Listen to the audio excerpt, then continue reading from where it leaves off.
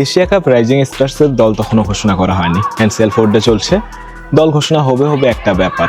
প্লেয়ারদের মধ্যে কারোর মধ্যে আশঙ্কা যে সে দলে থাকবে কি থাকবে না, কেউ বেশ কনফিডেন্ট, তারপর প্রকাশ করছে না, এরকম একটা সময়। এনসিএল 4 ডের টাইমে হয় কি যে দিনের খেলা শেষে অনেক স্পেস পাওয়া যায়, প্লেয়ারদের সাথে গল্প করা যায় বিভিন্ন বিষয়ে, মানে অন্য যে কোনো সময়ের চেয়ে অনেক বেশি স্পেস থাকে এখানে আলোচনা করার। তো রাইজিং স্টার্সের স্কোয়াডে যে প্লেয়াররা আছে ওদের মধ্য থেকে বেশ কয়েকজন যারা স্কোয়াডের বাইরে আছে, তাদের মধ্য থেকেও 2-1 জন সবাই মিলে গল্প হচ্ছিল রাইজিং স্টার্সের টিম অ্যানাউন্সমেন্টের আগে। অ্যান্ড খুব অবাক করা একটা ব্যাপার হলো, সবাই একটা নামকে স্কোয়াডে দেখতে যাচ্ছিল, সে নামটা হলো হাবিবুর রহমান সোহান। এমনকি প্রয়োজনে একটা প্লেয়ার বলছিল যে আমার জায়গায় আমাকে না নিক, কিন্তু এবার সোহানকে খেলাক, তাও সোহানকে খেলাক, কেননা সোহান এবারে রাইজিং স্টার্সের স্কোয়াডে জায়গাটা রিজার্ভ করে, ম্যাচ রিজার্ভ করেন। কারণ সোহান লাস্ট 1-2 বছর ধরে যেভাবে টি-20টা খেলছে, মানে তাকে যদি টিমে না নেওয়া হতো তাহলে সেটা হবে মানে খুব বড় একটা অবিচার তার প্রতি। সো মানে আমি খুব অবাক হয়েছিলাম, কারণ বাংলাদেশের কালচারে এরকমটা খুব কম দেখা যায়, বাংলাদেশ ক্রিকেটের কালচারে। কারণ মিডিয়ার সামনে অনেকেই হয়তো অনেকভাবে কথা বলে, কিন্তু অ্যাকচুয়াল বাস্তবতা তো আসলে সবসময় সেটা হয় না যেটা মিডিয়ার সামনে কেউ এসে বলে, বা যেটা আপনারা দেখেন, যেটা আপনারা শোনেন। তো সেই জায়গা থেকে যখন বেশ অনেকজন প্লেয়ার একটা নামকেই দেখতে চাচ্ছিল, হাবিবুর রহমান সোহানকে, আমি খুব ইমপ্রেসড হয়েছিলাম। এবং এই গল্পটার একটা প্রমাণও আমার কাছে আছে, আমি ভিডিও করে রেখেছিলাম, কিন্তু মানে আমি ভিডিওটা প্রমাণ হিসেবে দেখাতেও পারতাম। বাট রাইট নাও এনসিএল 4 ডেরও খেলা চলছে, ওখানেও যারা খেলছে দোহাতে তাদেরও সাথে ফোন থাকার কথা না, আর অনুমতি ছাড়া এই ভিডিও দেখানো উচিত না। বাট কোনো একদিন হয়তো দেখাবো, ভিডিওটা আমার কাছে আছে। যাই হোক, হাবিবুর রহমান সোহানকে সবাই কেন এত করে চাচ্ছিলেন, আর হাবিবুর রহমান সোহানকে চাওয়াটার যে একদম অযৌক্তিক ছিল না, এটা সোহান প্রথম ম্যাচে প্রমাণ করেছেন। বাংলাদেশের ক্রিকেটে কেউ যা করতে পারেনি, সোহান সেটাই করে দেখিয়েছেন। 35 বলে সেঞ্চুরি করেছেন, সেটাও এশিয়া কাপ রাইজিং স্টার্সের মতো প্ল্যাটফর্মে, বড় একটা মঞ্চে। এমনকি এই সেঞ্চুরিটা সোহানের টি-20 ক্যারিয়ারের প্রথম সেঞ্চুরি, ভাবুন একবার। আজকের দিনে হাবিবুর রহমান সোহানকে নিয়ে অনেক প্রশংসা হবে, অনেক কথা হবে, অনেক ধরনের তথ্যও জানা যাবে খুব স্বাভাবিকভাবেই। কারণ এরকমটা তো মানে তিনি আজকে যা করেছেন এটা তো আসলে এখন অব্দি বাংলাদেশ টি-20 প্রেক্ষাপটে একটা ইতিহাস। সো সেই জায়গা থেকে তাকে নিয়ে প্রশংসা, তাকে নিয়ে অনেক আলোচনা হওয়াটা খুবই স্বাভাবিক, হওয়া উচিত। তিনি যেভাবে খেলেছেন আসলে মানে অবিশ্বাস্য একটা ইনিংস খেলেছেন। গতকালকে যখন সূর্যবংশী 32 বলে সেঞ্চুরি করলেন, তখন হয়তো মনে হচ্ছিল যে তিনি একটা লেভেল সেট করে দিলেন, অ্যান্ড এই লেভেলটা তো আসলে বিট করার মতো ব্যাটসম্যান খুব একটা নাই, আর আমাদের বাংলাদেশি ব্যাটসম্যানটা বিট করবে এরকমটা আমরা হয়তো অনেকে চিন্তাও করি না। বাট সোহান দেখিয়েছেন যে আমাদের বাংলাদেশের ব্যাটসম্যানরাও পারে, আমাদের বাংলাদেশের ব্যাটসম্যানরাও সুযোগ পেলে অনেক বড় কিছু করে দেখাতে সক্ষম।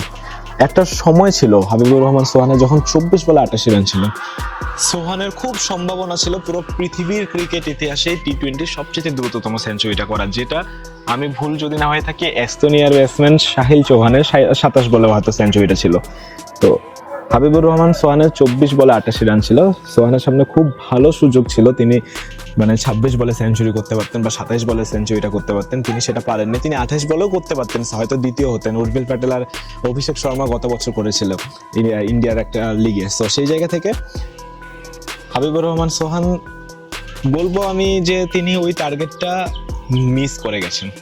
তিনি শেষ অব্দি সেঞ্চুরিটা করেছেন 35 বলে, 24 বলে 88 রান থেকে পরের 12 রান তিনি করেছেন 11 বলে। একটু স্লোই খেলেছেন, একটু মানে যেমনি হোক তিনি 100 রানটা স্পর্শ করতে চেয়েছেন, খুব স্বাভাবিক তার ক্যারিয়ারের প্রথম সেঞ্চুরি। বাট 24 বলে 88 রান পর্যন্তও যদি গল্প করি, কারণ ওইটুকু জায়গায় স্লো তিনি না হলেও পারতেন, স্লো হওয়াটারও কোনো খারাপ দিক নেই। বাট মানে সবাই হয়তো এক্সপেক্ট করছিল যে সোহান আজকে অনেক রেকর্ড ভেঙে দেবে, অ্যাটলিস্ট সূর্যবংশীর চাইতে কম বলে সেঞ্চুরি করবে, যখন 24 বলে 88 হয়ে গেছে তার। অনেকেই হয়তো মানে ধারাভাষ্যরা তো এটাও আলাপ করছিল যে পৃথিবীর মানে টি-20 ইতিহাসে সবচেয়ে দ্রুততম সেঞ্চুরিটা সোহান করে ফেলে কিনা। সো যেহেতু এই এক্সপেকটেশনগুলো তৈরি হয়েছিল, তো সেই জায়গা থেকে 24 বলে 88 পর 35 বলে সেঞ্চুরি, 11 বলে 12 রানটাকে একটু মানে বেশি স্লো মনে হয়েছে, এবং একটু মনে হয়েছে যে সোহান সেঞ্চুরির জন্য হয়তো খেলেছে, যেটা একেবারেই আমার কাছে ভুল মনে হয়নি। কারণ সেঞ্চুরিটা দরকার ছিল, সেঞ্চুরিটা না করলে হয়তো এই ইনিংসটার মর্মতা এই ইনিংসের গুরুত্বটা আমরা হয়তো খুব বেশি দিন মনেও রাখতাম না, হয়তো খুব দ্রুত ভুলে যেতাম, আমরা হয়তো সোহানকেও ভুলে যেতাম। আমরা হয়তো মনে করতাম যে সোহান তো 90-র আশেপাশে অনেক ইনিংস খেলে, সেঞ্চুরি করতে পারে না, সো সেঞ্চুরি নিয়ে তার হয়তো একটা ফোবিয়া আছে। যাক, অ্যাটলিস্ট তিনি সেঞ্চুরিটা করেছেন। তিনি যখন 50 করেন, মানে 3 নম্বর ওভারেই তো তিনি 50 ছুঁয়েছেন, তার তখন 52 রান, জিসানের রান 1। এর পরের ওভারে সম্ভবত 72 রানের মতন ছিল হাবিবুর রহমান সোহানের, তখন বোধহয় জিসানের রান ছিল 2। মানে যেটা আমরা এতদিন দেখে এসেছি যে জিসান রান করে, অপর পাশের ব্যাটসম্যান খুব স্লো খেলে বা অপর পাশের ব্যাটসম্যান স্ট্রাইকই পায় না। আজকে হয়েছে উল্টোটা, আজকে জিসান দর্শক হয়ে গেছেন, অপর পাশের ব্যাটসম্যান হাবিবুর রহমান সোহান মানে একের পর এক শট খেলেছেন, একের পর এক ছক্কা হাঁকিয়েছেন, বাউন্ডারি মেরেছেন। মানে অবিশ্বাস্য একটা ব্যাপার, দেখার মতো একটা ব্যাপার ছিল। তিনি যেভাবে শুরু করেছিলেন, তিনি যেভাবে পুরো ইনিংসটা খেলেছেন, এবং মানে আপনাকে আজকের দিনে সোহানের প্রশংসা করতে হবে। আমি একটা কথা প্রায় বলি, এবং আমি সোহানকে নিয়ে একটা লেখাতেও লাস্ট এনসিএল টি20 পর সোহানকে নিয়ে একটা লেখা লিখেছিলাম, সেখানে একটা লাইন লিখেছিলাম যে 2-1 ব্যাটসম্যান টি20-তে 150 রান করতে সক্ষম, আমি মনে করি ওই 2-1 ব্যাটসম্যানের একজন হাবিবুর রহমান সোহান। আমি এরকম একটা লাইন লিখেছিলাম, কারণ আমি অ্যাকচুয়ালি বিলিভ করতাম, এখনো বিলিভ করি যে বাংলাদেশে কেউ যদি 150 করে বা তার বেশি করে, কিংবা 200 যদি কোনোদিন করে টি20 ক্রিকেটে, সেই নামটা হবে হাবিবুর রহমান সোহান। তার সেই সামর্থ্য আছে, খুব ভালো মতো আছে। সোহান প্রত্যেকদিন আপনাকে রান করে দেবে না, সোহানের কাছে প্রত্যেকদিন রান করাও আশা করাটাই উচিত হবে না। সোহান আজকে এত ভালো একটা ইনিংস খেলেছেন, কালকে তিনি 0 রানে আউট যেতে পারেন, পরের ম্যাচে তিনি 10-15 রানের মধ্যে আউট যেতে পারেন, এমন হতে পারে তিনি পুরো টুর্নামেন্টে আর রান পেলেন না, হতেই পারে। অবাক হবার কিছু নেই, সোহানকে আপনার সেই ফ্রিডমটা দিয়েই খেলাতে হবে। সোহানের কাছে আপনার ওই এক্সপেকটেশন নিয়েই খেলাতে হবে যে সোহান যেদিন খেলবে সেদিন আপনার কাউকে লাগবে না। মানে এটা অ্যাকচুয়ালি সত্য, সোহান যেদিন খেলবে সেদিন সোহান একা ম্যাচ আপনাকে জেতাবে। সোহান যেদিন রান করবে, সোহান যেদিন উইকেটে দাঁড়িয়ে যাবে, সেদিন আপনার দলের জয় নিয়ে আর টেনশন করতে হবে না। কিন্তু সোহান প্রত্যেক দিন রান করবে না, কারণ সোহানের মতো ব্যাটসম্যানরা প্রত্যেকদিন রান করে না, তারা ফিয়ারলেস ক্রিকেট খেলে, তারা অনেক রিস্ক নেয়, তারা অনেক শর্টস খেলে, এবং একটু এদিক ওদিক হলে আউট হওয়ার সম্ভাবনাটুকু থাকে। সোহানের ক্ষেত্রে আমার যে জিনিসটা খুব ভালো লাগে যে তিনি মাঠের চারদিকেই খেলতে পারেন। এমন না যে তিনি শুধু লেগ সাইডে মারছেন, এমন না যে তিনি শুধু স্টেডে মারছেন, তিনি অফ সাইডেও খুব ভালো, তিনি কাভারে খুব ভালো, তিনি পয়েন্টে দিয়েও খুব ভালো শট মারেন। তো ব্যাপারটা হলো তিনি পুরো মাঠেই রান করতে পারেন, এটা না খুব রেয়ার একটা ব্যাপার, খুবই ভালো একটা ব্যাপার। মানে অনেকের কাছে হাবিবুর রহমান সোহানকে আগামীতে গিয়ে মনে হতে পারে যে তিনি অনেকটা বীরেন্দ্র সেহবাগের মতো প্লেয়ার, যে হচ্ছে টানা মানে খুব অ্যাটাকিং ক্রিকেট খেলে, খুব ফেয়ারলেস ক্রিকেট খেলে এবং রানও করে, হতেই পারে। সোহান আমি বিলিভ করি সেহবাগকেও ছাড়িয়ে যেতে পারে, মানে তার ক্রিকেটীয় ইসের দিক থেকে, ফেয়ারলেস ক্রিকেট খেলার দিক থেকে বা অ্যাটাকিং ক্রিকেট খেলার দিক থেকে। আমি আশা করবো সোহান যাতে কখনোই তার খেলাটা চেঞ্জ না করে, এবং সোহানকে যাতে কেউ তার খেলার ধরনটা বদলাতে উৎসাহিত না করে। অনেক সময় হয় যে পুরো ঘরোয়া ক্রিকেট একভাবে একটা প্লেয়ার খেলে আসে, ন্যাশনাল লেভেলের কাছে যখনই যায় তখনই তার খেলাটা বদলে দেওয়া শুরু হয়ে যায়, তার খেলার এই ভুল খোঁজা হয়, এটা এইভাবে করিও না, ওটাও ভাবে করিও না, এই শটটা এইভাবে খেলো, এখন এটা খেলো, ওই সময় মারতে যেও না, মানে অনেক ধরনের কথা। সোহানকে ফ্রিডম দিন, সোহানকে যেখানেই খেলাবেন সোহানকে ফ্রিডম দেওয়াটা খুব জরুরি, কারণ সোহান, জিসান, জাওয়াদ আবরার এদের মতো ব্যাটসম্যান যারা খুব অ্যাটাকিং ক্রিকেট খেলে, যারা খুব ফিয়ারলেস ক্রিকেট খেলে, তাদের প্রত্যেকেরই ফ্রিডম দরকার। তারা প্রত্যেকদিন রান করবে না, এটা মেনে নিয়ে তাদের খেলাটা দেখা উচিত, এবং তারা যেদিন রান করবে সেদিন আপনার দল জিতবে, এটা বিশ্বাসও করা উচিত। হাবিবুর রহমান সোহানের জন্য অনেক শুভকামনা।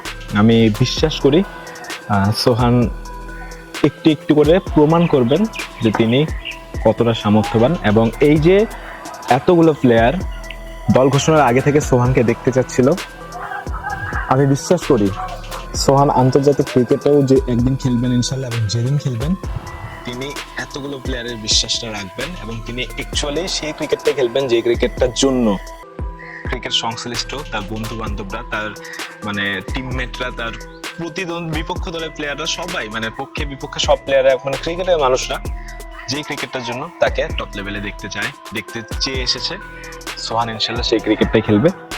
আবারও বলি, সোহানের কাছে প্রত্যেক ম্যাচে রান আশা করবেন না, সোহান যেদিন রান করবে সোহান আপনাকে জেতাবে।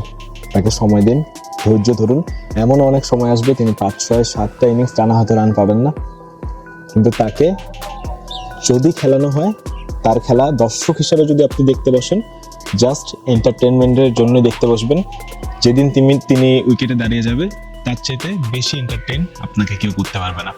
আরেকটা কথা বলে শেষ করি, হাবিবুর রহমান সোহানে তখনও 50ও হয়নি, ধারাভাষ্যকাররা বলছিল যে is Habibur Rahman Sohan going to be Vaibhav Suryavanshi for Bangladesh today. আমি একটা কথা বলতে চাই, হাবিবুর রহমান সোহান হয়তো সূর্যবংশী হবেন না, হাবিবুর রহমান সোহান হয়তো আরো অন্য অনেক কিছু হবেন না, কিন্তু সোহান ঠিকই সোহান হবেন, কথাটা মিলিয়ে নিন।